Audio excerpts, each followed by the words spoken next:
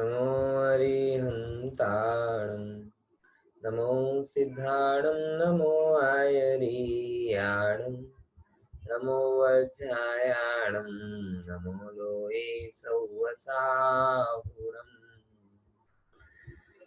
मोक्षमार्गस्य नेतारं भेतारं कर्मभूभृतां ज्ञातारं विश्वतत्त्वानां वन्दे तद्गुणलब्धये। मोक्ष शास्त्र में आज एक अलग प्रकरण हम चालू करने वाले हैं, पहले अध्याय का। थोड़ा अनुसंधान उसका जोड़ेंगे तो आपको पता होगा कि 6वें सूत्र में हमने एक सूत्र पढ़ा था, प्रमाण नयै अधिगमाः। पहले अध्याय का 6 नंबर का सूत्र कि प्रमाण और नयों के द्वारा जानना होता है। ठीक है ना। फिर ये जानने के 2 साधन, अब बाकी के 3 चीजें और 3 सूत्र और आए थे जानने के साधन के रूप में। निक्षेप वाला था, फिर निर्देश वाला था, सत्संख्या वाला था। उन पर अपन बहुत ज्यादा चर्चा नहीं करते हैं, फिर भी लेकिन बड़े बड़े ग्रंथ उनके आधार पर लिखे हैं, इसलिए थोड़ी बहुत चर्चा वहां पर की है। लेकिन अब जो चर्चा आज भी जिस विषय पर सबसे ज्यादा चर्चा होती है वो 2 मुद्दे हैं, प्रमाण और नय। बराबर।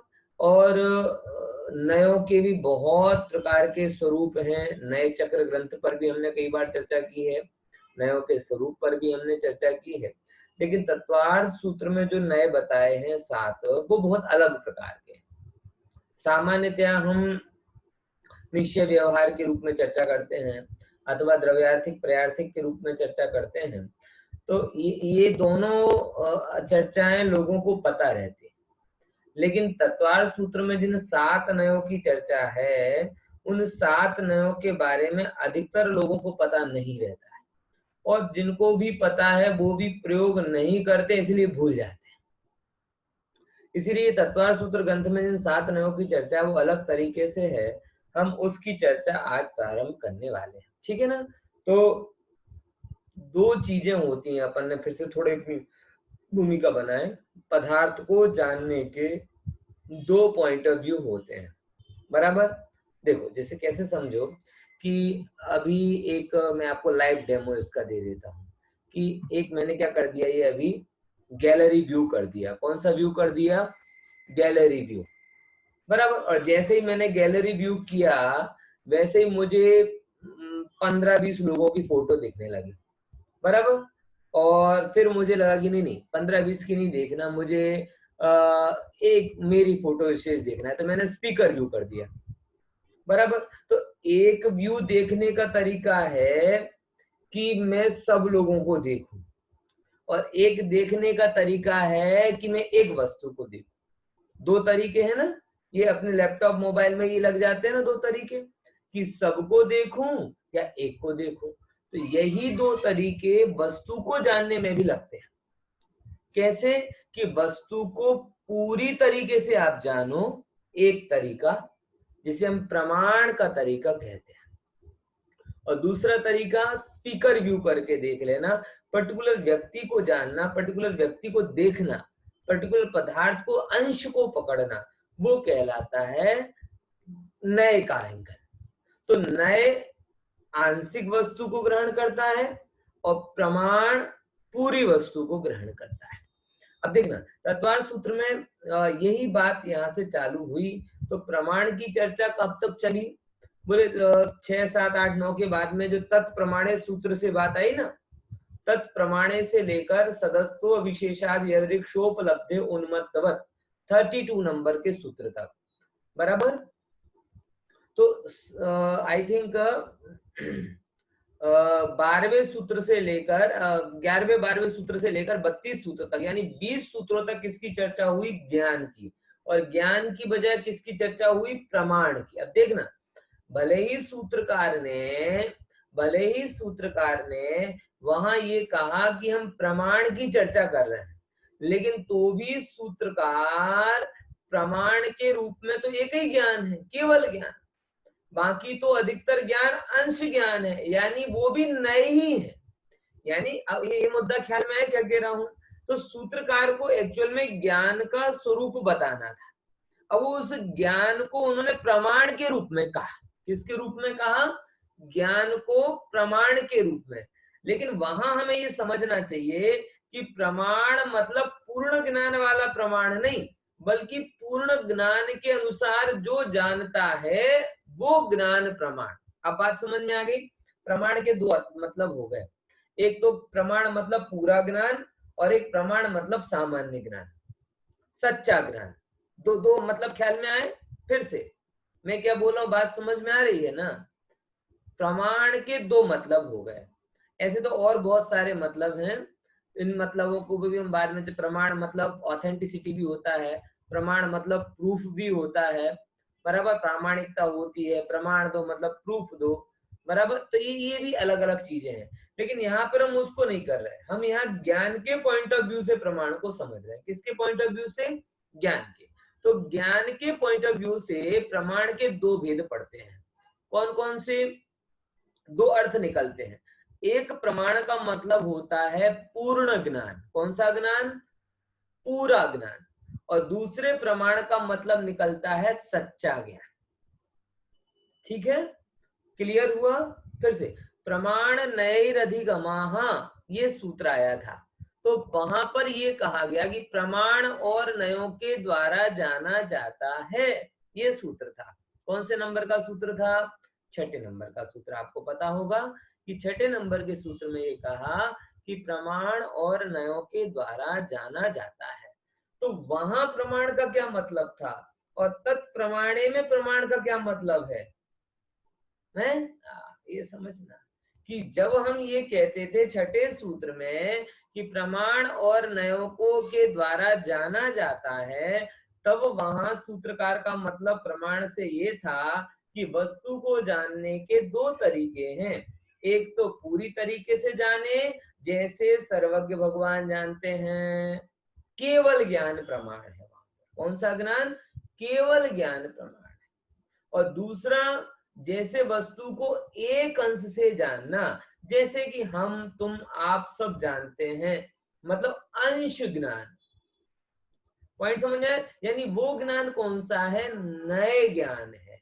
नए ज्ञान है मतलब आंशिक ज्ञान है। क्लियर, समझ में आया? तो जब छठे सूत्र में सूत्रकार ये कहते हैं कि प्रमाण और नए के द्वारा जाना जाता है, तो वहां प्रमाण का मतलब पूर्ण ज्ञान और नए का मतलब अंश ज्ञान है। क्लियर इतना?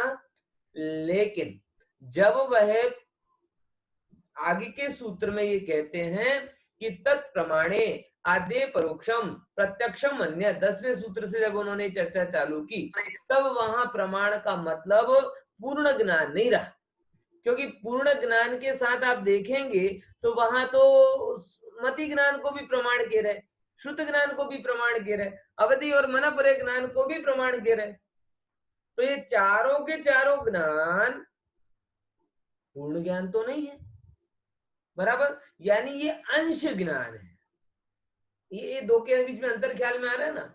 तो जब वो कहते हैं तत्प्रमाणे, तो तत्प्रमाणे जब वो कहते हैं, तब उनका मतलब प्रमाण मतलब पूर्ण ज्ञान नहीं होता, तब प्रमाण मतलब सच्चा ज्ञान होता है। कौन सा ज्ञान? सच्चा ज्ञान। और जब कुमति कुश्रुत कहते हैं, तो मतलब सच्चा ज्ञान नहीं। बात समझ में? जैसे आप 100 और पर का भेद ज्ञान नहीं करे, वो ज्ञान सच्चा नहीं है, मिथ्या ज्ञान है। समझे कि नहीं समझे? तो ये दो चीजें, तो इस एंगल से अगर आप देखेंगे, तो आप अगर ऊपरी ऊपरी तौर पर देखेंगे तो आपको पता चलेगा कि कोई कहेगा कि साहब तत्वार्थ सूत्र के अंतिम सूत्र में ही नए की चर्चा है। ख्याल में आया? समझे कि नहीं समझे? अगर किसी आप तत्वार्थ सूत्र के उथले ज्ञाता से पूछोगे, और उथले ज्ञाता से पूछोगे मतलब ऊपर ऊपर जिसने पढ़ा है, और उससे पूछोगे कि भैया तत्वार्थ सूत्र में नयों की चर्चा कहाँ कहाँ है, तो बोल देगा साहब अंतिम सूत्र में है, बाकी सब में तो प्रमाण की चर्चा है।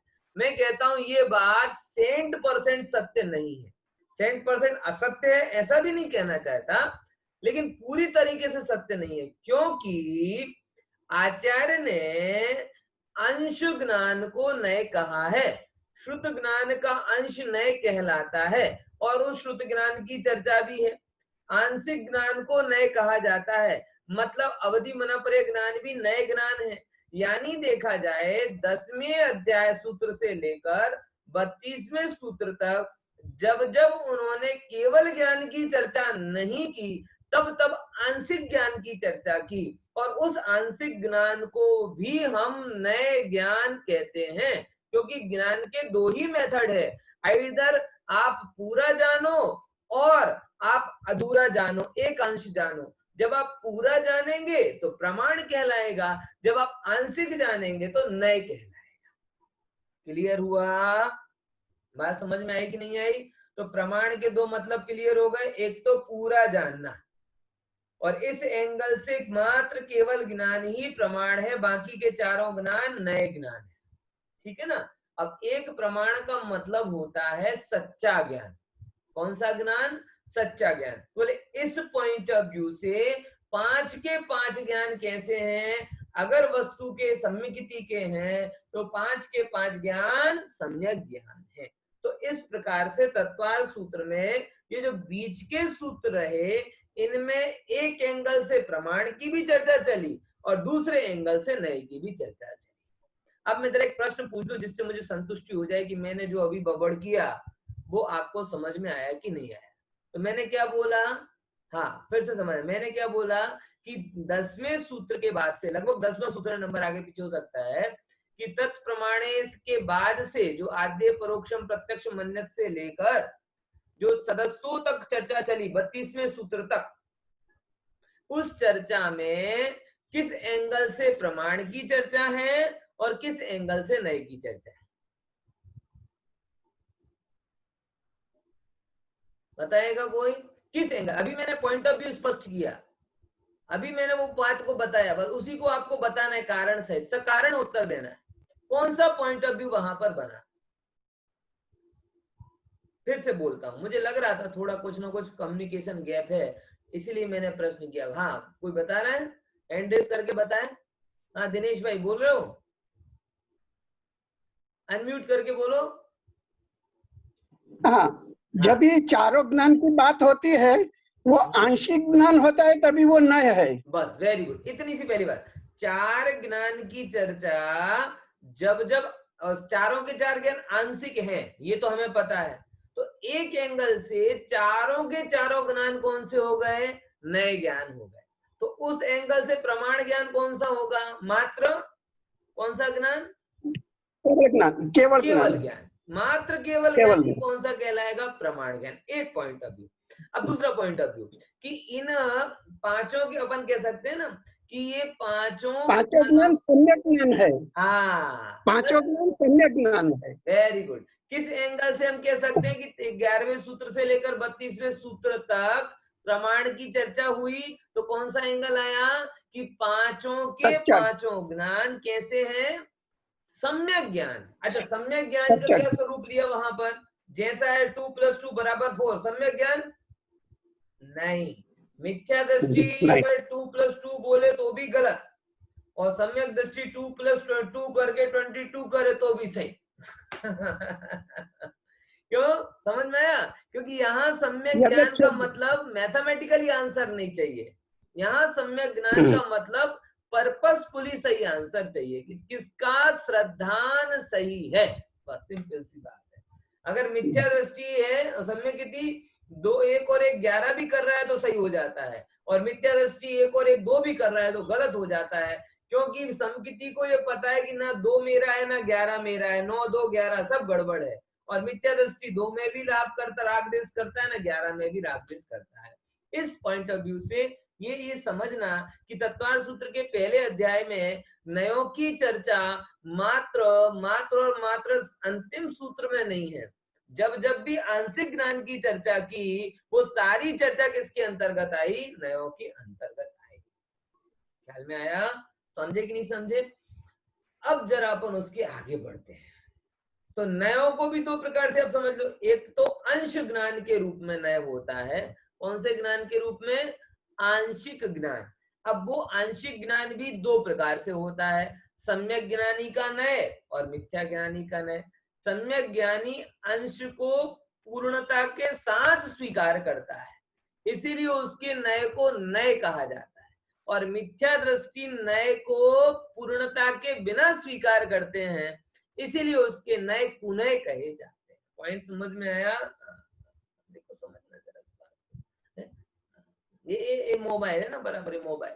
अब इस मोबाइल में बहुत सारी चीजें हैं, कैमरा है, मदरबोर्ड है, कीबोर्ड है, एटसेट्रा एटसेट्रा एटसेट्रा।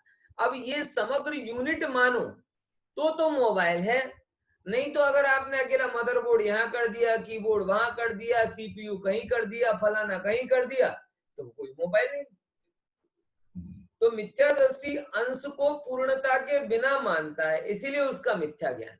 और समकिति अंश को पूर्णता के साथ मानता है, इसलिए उसका अंश सम्यक ज्ञान। अब जरा थोड़ी सी अपन नयों की चर्चा इस सूत्रों के माध्यम से कर लेते हैं, जिससे आपको आनंद आएगा। देखो ख्याल में आया ना? तो यहाँ पे 7 प्रकार के नयों की चर्चा आएगी। देखो सूत्र अपन पढ़ते हैं। नैगम संग्रह, बोलो, नैगम संग्रह व्यवहार अर्जु सूत्र शब्द समभि रूढ़ैबं भूतानयाः नैगम संग्रह व्यवहार अर्जु सूत्र शब्द समभि रूढ़ैबं भूतानयाः। क्लियर?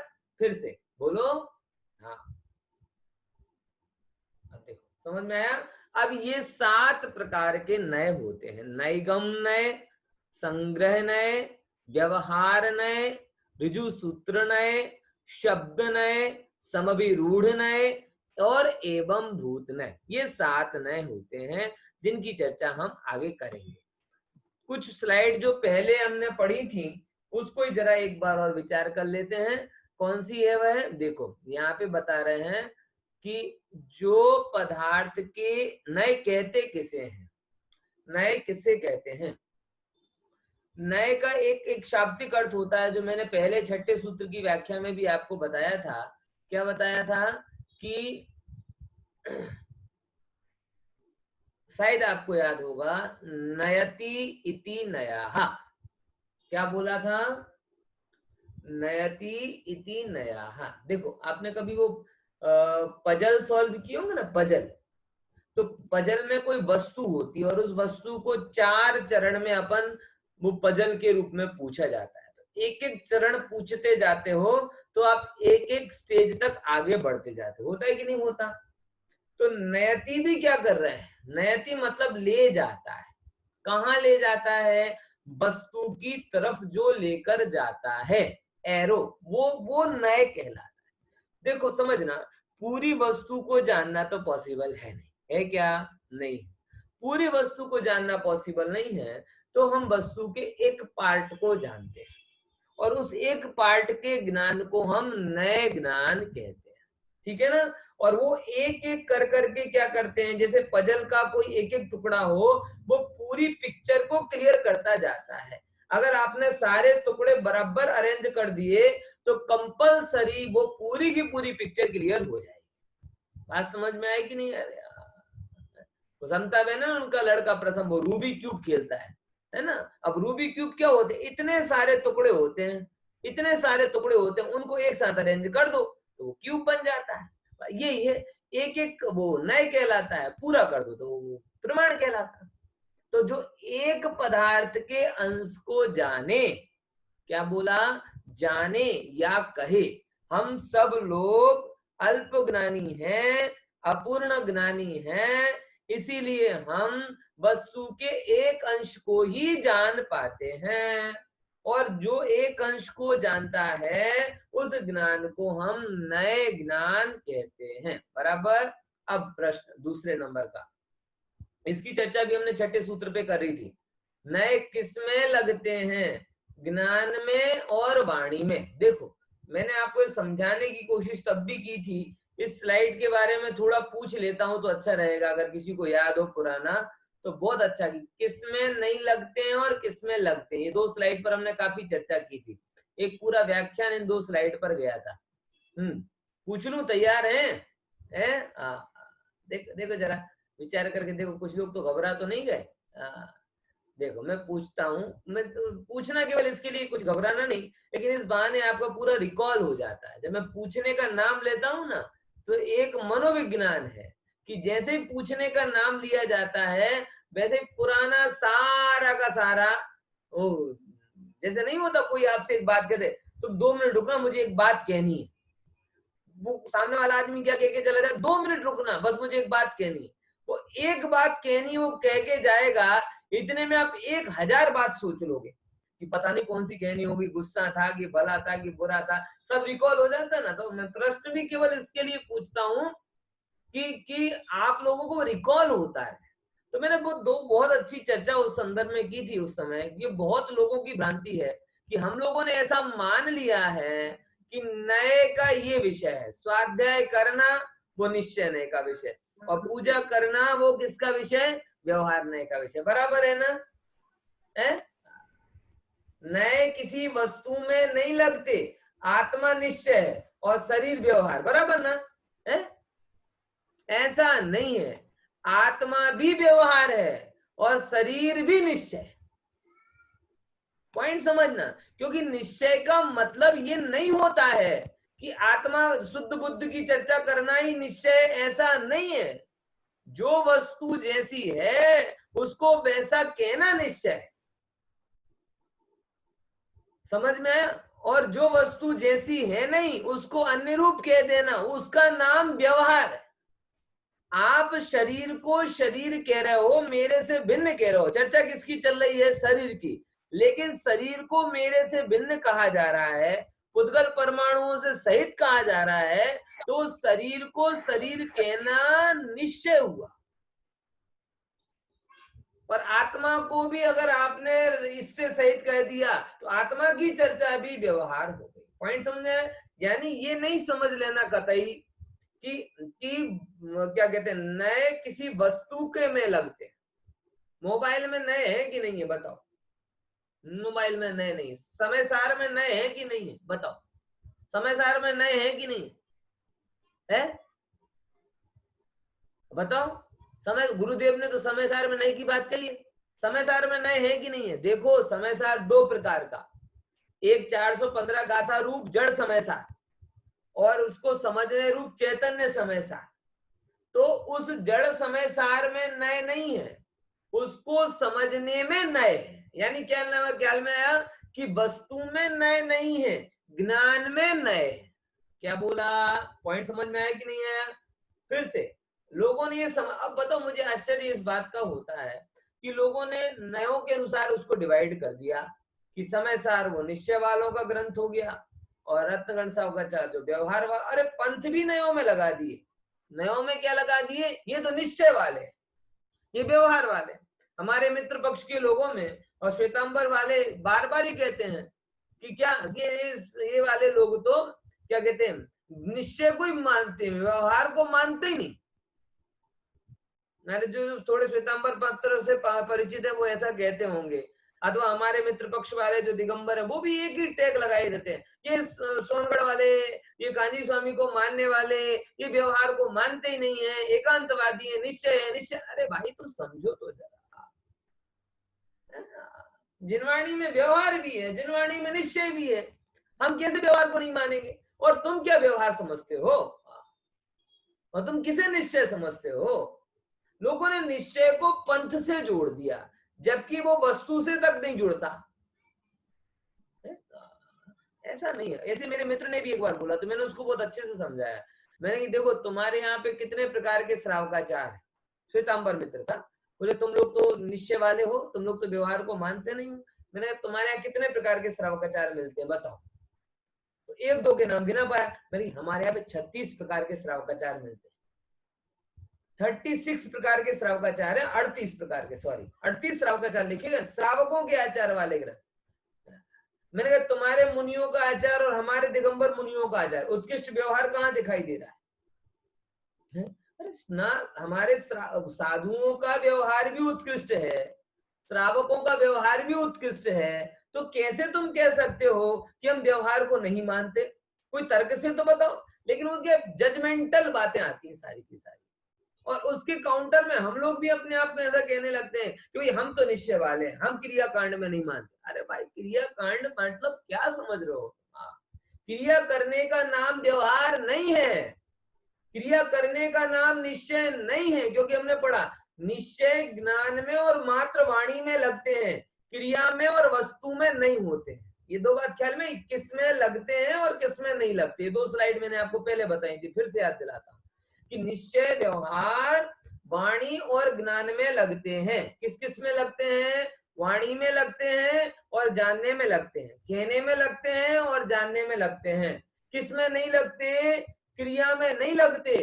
हाँ, क्रिया में नहीं लगते, वस्तु में नहीं लगते। तो बोले साहब ये सब क्यों कहा जाता है कि मुनिराज व्यवहार से क्रिया करते हैं? देखो क्रिया तो क्रिया की जगह है। मुनिराज को पहले नंबर, मुनिराज मतलब ये शरीर की नग्न दशा नहीं, बराबर। मुनिराज मतलब ये नग्न दशा नहीं होती, क्योंकि वो तो वस्तु। मुनिराज तो अंतर में परिणत, तीन कसाय चौकड़ी के अभाव वाली शुद्ध परिणति। तो शुद्ध परिणति वाले भगवान आत्मा वो मुनिराज, वो उनका शुद्ध स्वरूप है, बराबर। और वो उनके शुद्ध स्वरूप में वो किसी के करता है नहीं, कुछ बाहर में करते हैं नहीं, लेकिन शरीर आदि की क्रियाओं को ऐसा कहा जाता है। क्या कह रहा हूं? कहा जाता है कि मुनिराज इरिया समिति से चले, मुनिराज ने एष्टा समिति से आहार लिया, मुनिराज ने आदान निक्षेपण समिति से वस्तुओं को उठाया और रखा। तो ये शरीर आदि की क्रियाओं को आत्मा का कहा जा रहा है, इसीलिए व्यवहार है, क्रिया व्यवहार नहीं है। ध्यान रखना, अंतर को समझना। हम लोगों ने तो क्रियाओं में भी अंतर कर दिया। पूजन पाठ की क्रिया, व्रत उपवास की क्रिया व्यवहार में डाल दी और स्वाध्याय की क्रिया को निश्चय में डाल दिया, जबकि सिद्धांत विरुद्ध हो गया। ना तो स्वाध्याय निश्चय है, ना पूजन पाठ व्यवहार है। पूजन पाठ स्वाध्याय क्रिया में निश्चय व्यवहार है ही नहीं। बैठ के ऐसे ध्यान कर रहे हैं तो वो निश्चय हो गया, प्रवचन कर रहे हैं तो व्यवहार हो गया, ऐसा नहीं है। ध्यान से समझना।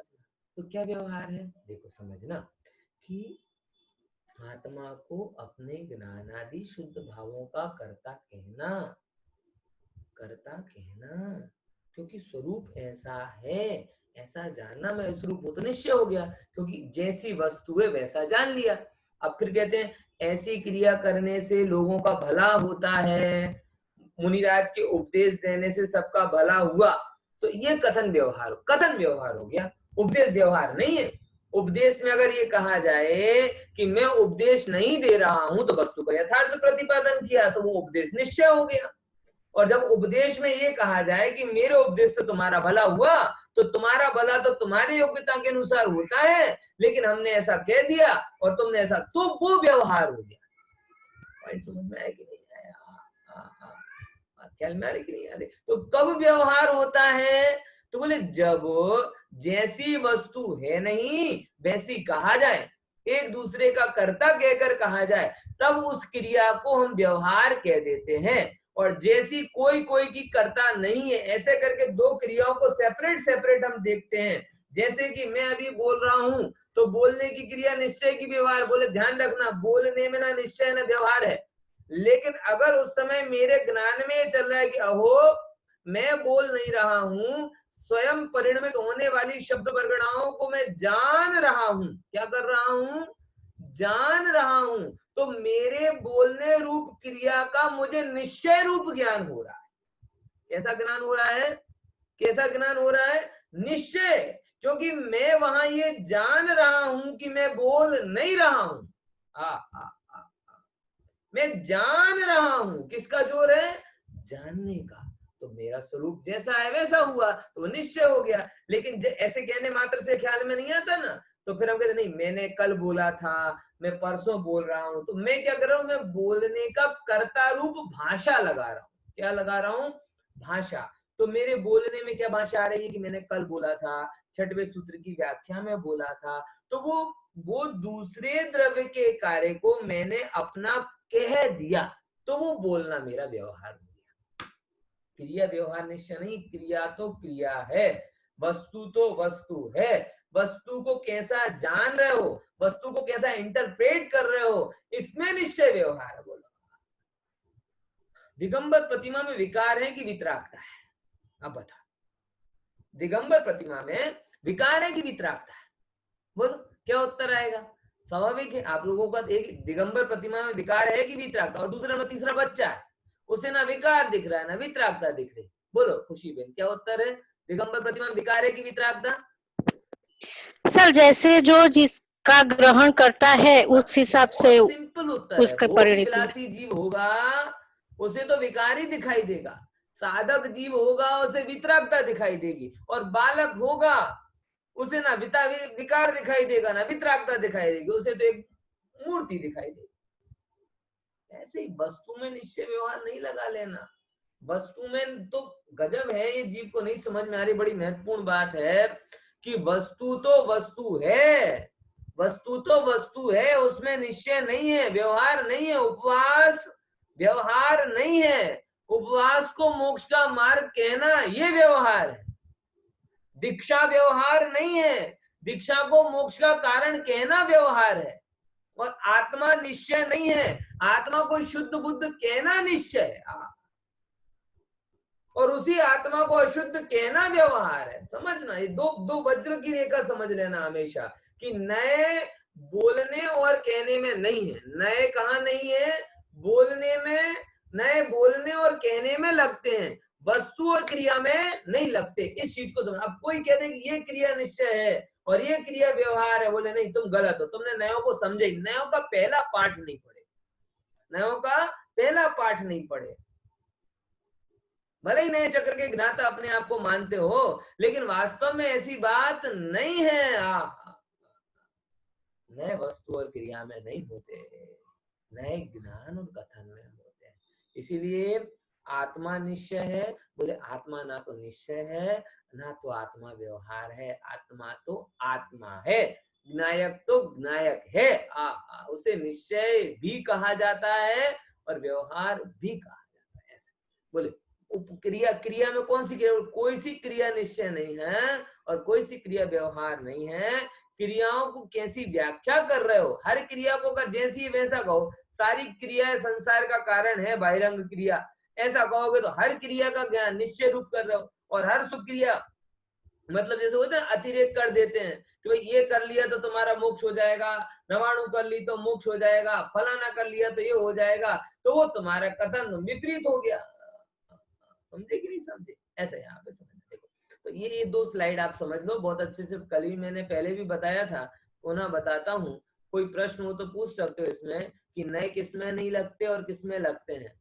तो नए वस्तु और क्रिया में नहीं लगते तो किसमें लगते हैं? कि ज्ञान में और वाणी में लगते हैं। जब आप जानने में कोई वस्तु कहते हो तो ज्ञानात्मक नए कहलाते हैं, और बोलने में कहते हो तो वचनात्मक नए कहलाते हैं। अब देखो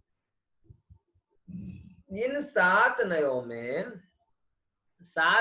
में मोस्टली दो प्रकार के नयों को ग्रहण किया गया है, द्रव्यार्थिक नय और पर्यायार्थिक नय। जैसे आपको पता होगा आगम शैली के नय और अध्यात्म शैली के नय, कौन से? दो शैलियां होती, आगम शैली और अध्यात्म शैली। आगम शैली में द्रव्यार्थिक पर्यायार्थिक को ग्रहण किया जाता है और अध्यात्म शैली में निश्चय व्यवहार को ग्रहण किया। ये बेसिक डिफरेंस है।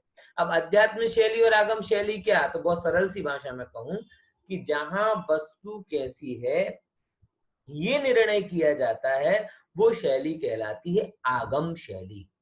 क्या बोला? आगम शैली मतलब क्या?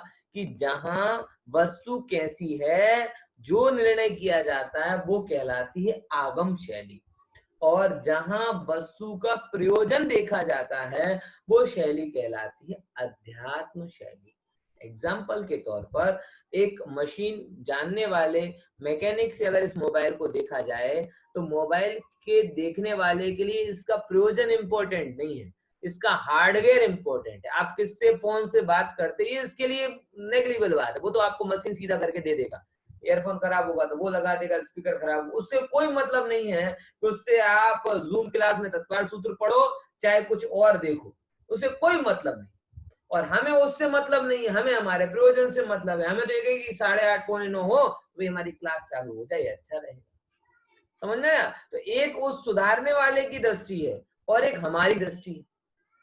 सुधारने वाले का ध्यान उसके अंदर के पार्ट्स की तरफ है और हमारा ध्यान पार्ट्स की तरफ नहीं है, हमारा ध्यान प्रयोजन की तरफ है। जो ना फोन करूं जो फोन आवतो નથી, एप्लीकेशन डाउनलोड करूं एप्लीकेशन थती नहीं, तो दो अलग अलग एंगल बन गए था। एक है प्रयोजन परक दृष्टिकोण और एक है पदार्थ परक दृष्टिकोण। तो द्रव्यार्थिक पर्यार्थिक कौन से दृष्टिकोण वाले हैं कि जब आपको वस्तु को जानना हो कि वस्तु कैसी है तो उसके लिए दो नए लगाए जाते हैं, द्रव्यार्थिक पर्यार्थिक।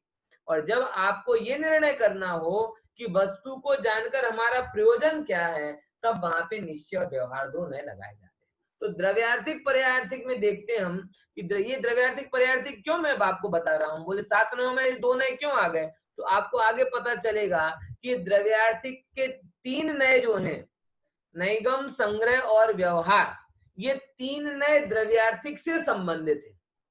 और ऋजु सूत्र नए, शब्द नए, समभिरूढ़ नए और एवं भूत नए, ये 4 नए पर्यार्थिक नए से संबंधित है। बात समझ में आई? अब जरा अपन आते हैं कि द्रव्यार्थिक पर्यार्थिक किसे कहते हैं। देखो समय कम है इसलिए एक एक लाइन में अपन समझते हैं। द्रव्यार्थिक की क्या परिभाषा दी? जो द्रव्य को ग्रहण करे। किसको ग्रहण करे? द्रव्य को। द्रव्य को ग्रहण करे मतलब क्या कि महंगा क्या है? मोबाइल। सुंदर क्या है? मोबाइल। बराबर। 4 GB का क्या है? मोबाइल। 126 GB रैम वाला क्या है? मोबाइल। सबका फुल फोकस क्या निकल रहा है? Mobile mobile mobile. मतलब अपन ने इतने कथन बोले, अब उसमें क्या मुख्य हो रहा है? कोई और चीज मुख्य नहीं हो रही, द्रव्य मुख्य हो रहा है, पदार्थ मुख्य हो रहा है। तो ये कहलाया द्रव्यार्थिक नए से कथन। अब इसी को कहें इसका कैमरा बढ़िया है, क्या मुख्य हुआ? कौन बढ़िया है? मोबाइल बढ़िया है, वो द्रव्यार्थिक। और हमने क्या बोला? कैमरा बढ़िया है, इसकी मेमोरी बढ़िया है, इसकी फोटो अच्छी आती है, इसका म्यूजिक अच्छा आता है, इसकी वीडियो क्वालिटी अच्छी है। तो आपने किसको ग्रहण किया? इसकी पर्यायों को। यानी हम ये दोनों प्रयोग करते कि नहीं करते? हम कहते जो मानस तो सारो छे, द्रव्यार्थिक ने लगा दिया, पर आ टेव खोटी छे, पर्यायार्थिक ने लगा दिया। बोलो लगाए ना, मानस तो सारो छे पण एनी आ झूठ बहु बोले, झूठू बहु बोले छे। तो मानस सारो छे એટલે કોને મુખ્ય કર્યો? द्रव्य ने, तो द्रव्यार्थिक ने हो गया। पर झूठू बहु बोले छे को किसको मुख्य किया? पर्याय को, तो पर्यायार्थिक ने हो गया। बोलो विचार करके देखो। सोनो तो सारो छे, અત્યારે સોના સોના હોય ને, સોનો તો બહુ સારી વસ્તુ છે ને, પણ ભાવ બહુ મોંઘો થઈ ગયા એટલે किसको मुख्य कर दिया? भेद को मुख्य कर दिया। तो आपको पता चले या ना चले, लेकिन आप पूरे समय कभी द्रव्य को मुख्य करते हो, कभी पर्याय को मुख्य करते हो, कभी द्रव्य को मुख्य करते हो, कभी पर्याय को। तो जब जब आप द्रव्य को मुख्य करके बोल